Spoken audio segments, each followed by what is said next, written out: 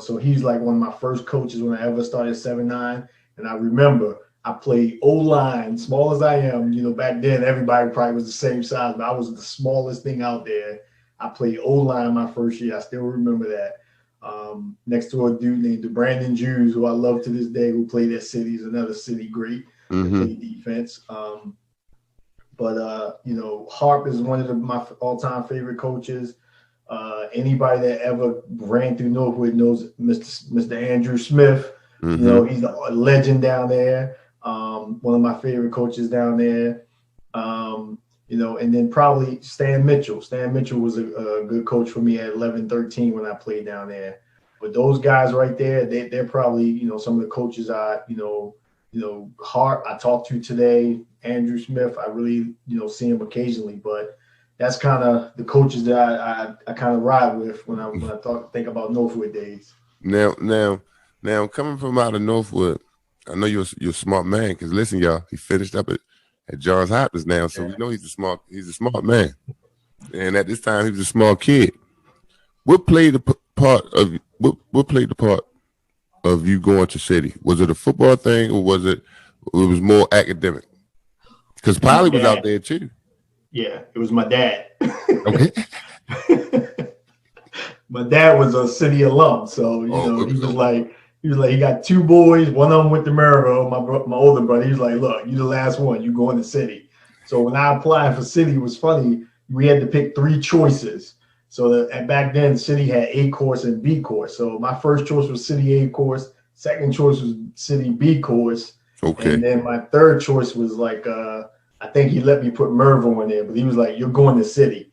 So that's what it boiled down to was my dad. Had to run in the family, keep it in the family. So. Man, you went down City right now. Hey, people, y'all see him behind me. I kind of cut off. I made a mistake, but this was a 10-0. They went 10-0 season right here. He beat Polly right here 14-8. But I'm not even getting to that game yet. I just want to let the people know. I want you to unpeel this onion and let people know how good. Because I'm gonna put more articles out. I have more articles, but I want you to just let's take this a little slow. Let's talk about when you first got the difference when you first got to high school, your 9th and 10th grade year. When you played, did you play JV first? Did you go to varsity? Let's go and talk about your coach. Yeah. So I didn't play high school football my first year. I actually played 12-14 down Northwood. My freshman year, because I just wrestled when I went in high school that first year. That was it. Looking back when I probably should have played, but hey, that's neither here nor there. Let's go to my sophomore year.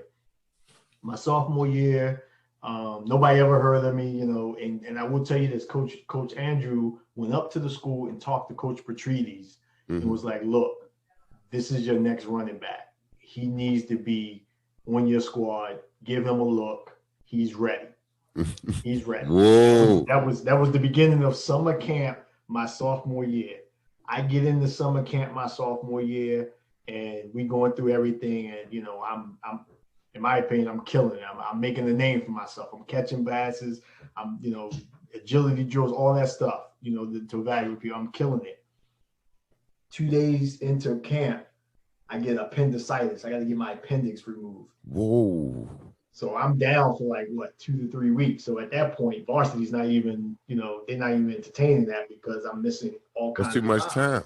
Missing all kinds of time. So they put me on JV. I missed the first couple games. And so my first game is against Poly JV. They coming in with a 30-0 record. Straight 30-0. They coming in 30-0 record. And I still remember this. And my man, our team lead, will tell you this too. Our team was a freshman, and he was our starting quarterback on that JV.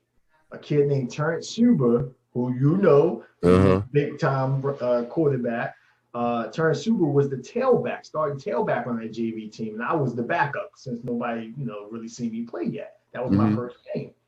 Terrence gets hurt, so they put me in. First call was an option right. We run the option. Our team pitches it to me, touchdown.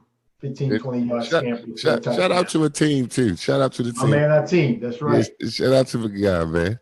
Both would. I know you're a smart man because listen, y'all, he finished up at Johns Hopkins now, so we know he's a smart man. And at this time, he was a small kid. What played the part of you going to City? Was it a football thing, or was it was more academic? Because Polly was out there too. Yeah, it was my dad. Okay. My dad was a City alum, so he got two boys. One of them went to Maryville. My older brother. He was like, "Look, you the last one. You going to City." So when I applied for City, it was funny. We had to pick 3 choices. So and back then, City had A course and B course. So my first choice was City A course. Second choice was City B course. Okay. And then my third choice was like, I think he let me put Maryville in there, but he was like, "You're going to City." So that's what it boiled down to, was my dad. It had to run in the family, keep it in the family. So. Man, you went down City right now. Hey, people, y'all see him behind me. I kind of cut off. I made a mistake, but this was a 10-0. They went 10-0 season right here. Mm-hmm. They beat Poly right here 14-8. But I'm not even getting to that game yet. I just want to let the people know. And then it was a good defensive battle, little good offensive battle. But that was one of the toughest games we ever played. They had talent. We shut their number 1 running back down. Especially at times, the privacy. I kind of cut off. I made a mistake, but this was a 10-0. They went 10. So they put me in. First call was an option right. We run the option. Our team pitches it to me. Touchdown. 15, 20 yard scamper. Shout out to a team too. Shout out to the team. My man, our team. That's right. Yes, shout out to the guy, man. My man, our team. Touchdown. We win 6-0. We break that 30 win streak by Poly JV. We win 6-0. So technically, the first time I touched the ball at City was a touchdown. Look in your head. I know when you went home. I know you was like, "Oh, it's on." It's right, on. right. I'm like, I'm ready now. So we finished that season out. That's my sophomore season. Then we come my junior season, and quite frankly, we had some talent on that team. We wasn't as successful, but we had some major talent on that team. I didn't even start at running back at that point. I started on defense. Mm-hmm. What position you played on defense? Yeah, I played cornerback. Quiet as kept. I played cornerback. And I played backup running back behind a guy named David Rogers, who was a good running back. So, he was a senior. I had to play my dues, so I backed up him, got a couple carries here and there for the most part. But I pretty much played defense. Okay. My junior year didn't go so well. We had some heavy hitters on that team on that junior year though, but we just never gelled, in my opinion, as a team. There's kind of too many individuals on there. And we ended up going like 5-5 and losing to Poly our last game in the stadium. But going into my senior year, technically I was the only returning starter on our defense. Mm-hmm. So you figure out of 11 people, I'm the only returning starter, and that's what they took me off of defense. So now we got a whole fresh 11 coming on defense. Mm-hmm. I'm starting at tailback. I got Ricky Dangerfield, who's a sophomore, chomping at my heels trying to take the starting spot. Big shout out to Ricky. I love him to death. We always see each other in Harford County. And the season starts off with another bang. We playing against McDonough, opening kickoff. I grab it, take it to the house. First time touching it, senior year. So, everybody's pumped. And granted, no one has us ranked. We're not ranked at this point, my senior year. We're not ranked. So that game right there just set the tempo for everybody. Now you're gonna make me go back and find all. Obviously, you didn't put up the numbers, but the individual, as far as the individual games, now I know exactly where to go. Go ahead, keep talking. So that McDonough game was a classic. Opening kickoff, take it to the house. We end up winning that, and everybody's pumped. Defense is shut down defense. I mean, we got all-star linebackers, we got cornerbacks, we got safeties, we got an O-line. I mean, on the offense, we got so many weapons. I need you to try and help me out with something. Mm-hmm. Get the people a little inside of a City locker. when y'all getting pumped up for a game or after y'all beat a team or either in a game. Because it make it seem like y'all just the guys, the good guys up there at City. See how you got your glasses on, like y'all just nice guys, like y'all don't get pumped up, like y'all just play football.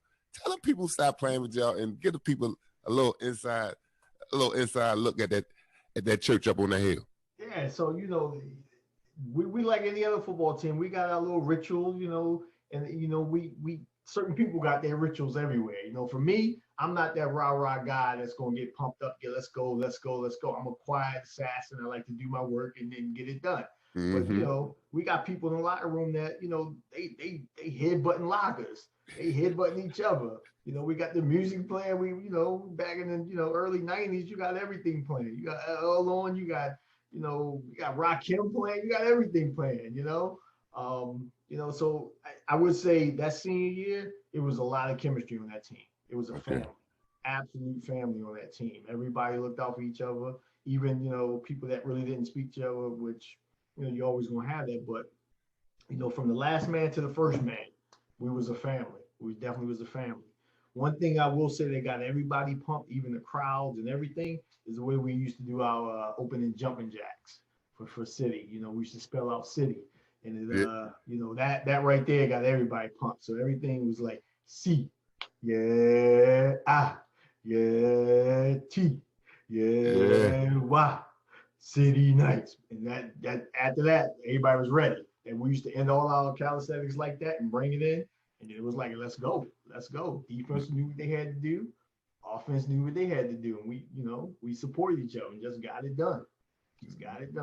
Man, I'm gonna be honest. See people. These guys, they was for real. And I'm gonna be honest. I never beat City. I never beat them. I lost to City. I never beat City. So I'm talking about in football. I never beat them. So I got I'm gonna humble myself. But we gonna get some teams. Let's because y'all went 10-0.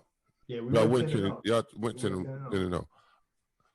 What other teams other than Poly that y'all had a radar on? Like y'all we can't wait to play them. So I would say for us, it was kind of because we played a lot of the private schools back then. So two of the private schools that had the most smack talk was Calvert Hall, because I think they started the season like at number 1, and then Loyola. Loyola had a running back that was very arrogant. He was a good running back, but he was trash talk. He was trash talk a lot. So those two games right there, the two games that we kind of honed in on and say, you know what, we have to make our mark. Because the year before that, they crushed us. I ain't gonna lie.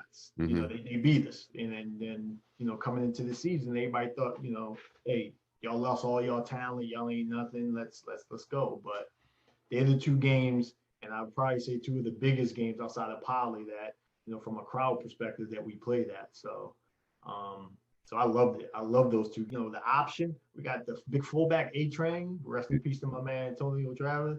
A-Train, but they weren't enough. The Calvert Hall couldn't stop us. Free football, you get players there that want to play. They're not there on the athletic scholarship. They want to play. They want to grind. They want to come to practice. They don't have to. They want to. So I'm like, I get the best of both worlds. Get to play in front of my home city. Great education. I say that because now you got to study in that book, and you got to do your schoolwork too at this time. What was that pressure like? What was that transitioning like? Like that's juggling. Like it was tough. It was absolutely tough for me my freshman year. I'm not gonna lie. My freshman year, it was probably my hardest year. Very hard to transition from high school to a school where you got kids crying and going berserk when they get a B on the paper or on the grade because they're so used to getting AA pluses. So that time management was real tough for me because I stayed on campus. So I've never really been away from home like that. So trying to manage my time, get up for class, work out, find time for studies, introduced to this new thing called freedom, and these girls who live next door to you in dorms, so you got that whole thing going on where you're trying to manage your time and enjoy the college life, and Right. sometimes you enjoy the college life too Too much. much. Right. you know, Right. Oh, I know. Yeah. right. So a lot of that played into my freshman year, and I'm not gonna lie, my freshman year I was on academic probation. Hmm. After my freshman year, I was on academic probation because I couldn't manage my time. And one thing I learned is I didn't ask for help. I didn't ask for like a tutor or someone to kind of help guide me through it. But I quickly learned that, I can't get through this on my own. So Right. I went to my coaches, but look, I need study hall, I need mandatory study hall. I got help from professors, things of that nature. So my sophomore year started to really pick up from that perspective, and time management really started to kick in. But And um, that's what it is in college. That's what yeah. it is a lot in college, especially as a student athlete. Mhm. But and one thing you find out once you kind of make your mark in college and people get to know you and they trust you, they help you out. So that's one thing I had to do was make my mark on that team to show them, hey, I belong here. I may be small, but look, I'm tough as nails. I'm gonna run this ball. I'm gonna do what I got to do, and we're gonna make some stuff happen on this offense. And that's what we did my freshman year. We made stuff happen. That the team didn't have a winning season probably the last 5 or 6 years before I got there. We went 6-4 my freshman year. Mm. I had the single season freshman record of far as yards. I made my mark. I did my thing. I Yeah. did my thing. And people loved it. So going into my sophomore year, I figured out how to manage my time, how to get my grades up, and all that stuff. And I got hurt in preseason, messed up my knee in preseason, and so I missed like the first 4 games. So I really wasn't 100% coming back, for Game 5. But I got through that season, and my sophomore season and my junior season was kind of, just average. But then my senior season, I was fully healthy. It's funny, my senior season, all through preseason, I had a red jersey on like a quarterback because I wasn't allowed to get touched. Oh man. I wasn't allowed. The coach was like, "Look, we know it. We already know what you could do. We need you for the season. So wear this jersey. Don't practice. You're not allowed to get hit or touch. We're gonna save you for the games." And that's what they did, and it proved out that I had It a good worked. season. So It worked. it That's it. worked. It worked. So now why get banged up doing practice when I already proved myself? But I would say Hopkins really helped me truly fall in love with the sport of football. Hmm. It taught me the X's and O's. It taught me how to look at the game differently, as far as people's responsibility. My coach over there, Coach Margraf, was my head coach. Loved him to death. He just passed away a couple years ago, but absolutely loved him to death. I mean, he took a gamble on me, bringing in this small city running back from city, from Baltimore, and I proved him. I proved that he made a good decision. Another funny fact is the guy who recruited me out of high school. His name is Coach Richie Shell. Hmm. He was a linebacker coach at at at Hopkins. He was a linebacker coach, but he was responsible for this area for recruiting. And he was a Loyola alum. So right after that Loyola game in high school, after we beat him, he walked into Coach Petriti's office, called me down there. The first thing he said to me is, "You bastard, you ran right through my alma mater." That was the first thing he ever said to me. First thing. He was like, "Look, I don't even give a shit if you come to our school, but I just wanted to say that to you." So Yeah. I loved him for that, and he Yeah. became a real good friend. But ironically, he's now coaching at Boys Latin High School. Okay. My youngest son plays for him. Okay. So, Okay. What position your son play? so he played quarterback. He's starting quarterback. So What year? he's a junior. He's a junior now, so he'll be a senior next year. So How you think? How you think he handled it? With this COVID going on? Is it junior year? I know the kid is. Do we feel like, oh, Dad, man, as far as the recruiting wise, and how you feel? I mean, I know it's tough. I know it's tough. It's tough. My kids play Pop One and they ain't play this year, yeah, so it's I tough know. for him. But I will say that if you ever met my youngest son, you'll see that he's the most even killed kid. You Hmm. know, he played 2 games. He's like, "Dad, I'm gonna go ahead and play the hardest in these 2 games." You know, that's all I got. That's all I'm gonna do. That's all I can do. I can't control the rest. Um, so he's got a couple like preliminary letters from a couple small D2 schools. Mhm. Um, but the other thing is he's a big time baseball player as well. So we play on a big showcase team for the summer. So he's looking to try to get some looks there as well. What position you play on baseball? So he's a middle infielder, like shortstop and second, and he Mhm. also plays center field as well. All right. So Now let me ask you this before we get off of here, because you was a wrestler. Your yeah, brother, your brother wrestled. yeah. Did you ever feel like, man, I should try this out in college? Or I mean, I look at y'all wrestling guys like y'all different type of guys. Y'all different type of animals. I look at y'all like y'all kind of crazy, man. Like y'all, even y'all practice. I'm like, man, what they doing in there? It's like there's a bunch of animals or something. Everybody come out smiling, then Right, slapping each other up red. I said, man, right. yeah. But Yeah. yeah, did, Wrestling was a fun sport. I'm not gonna lie. It's a tough sport, but I loved it because it's one on one. That's the only time when you can say, you know what, it's no teammates. It's me and the other guy out there. I can't blame it on nobody. It's just me. If I get pet, hey, I fucked up. That's on me. But yeah. so um, but no, I never had the desire to wrestle in college. Reason being because I already knew they were some dog. I mean, wrestling is a doggy dog sport. I mean, I wrestled in high school. I was decent at it, but I already knew that, you know what, I'm not gonna wrestle in college because again, for me to be successful, I would have to cut so much weight and get down to a weight class that I would be successful for, Mm-hmm. which would be going against to try to build up muscle mass for football. So All right, all right. Now listen, before we get out of here, is there anything you'd like to say? Any yeah, anything you like to say, anything you want to promote, anything. Floor is yours. no, I'm just happy to have me on here, Taz. I really appreciate it. With anything, I just say, support this brother. He's got a good thing going. I'm always kind of trying to click into it when I see you on Facebook. But Appreciate my biggest thing is just everyone stay safe out here in this environment with this pandemic going on. Don't be rushed to get back to things. Just take your time. It'll lighten up soon. It'll it. lighten up Yes. soon. Take your time and let's get through this together. So Thank you. Thank you, brother, again, for blessing the platform. Coming live from TED TV.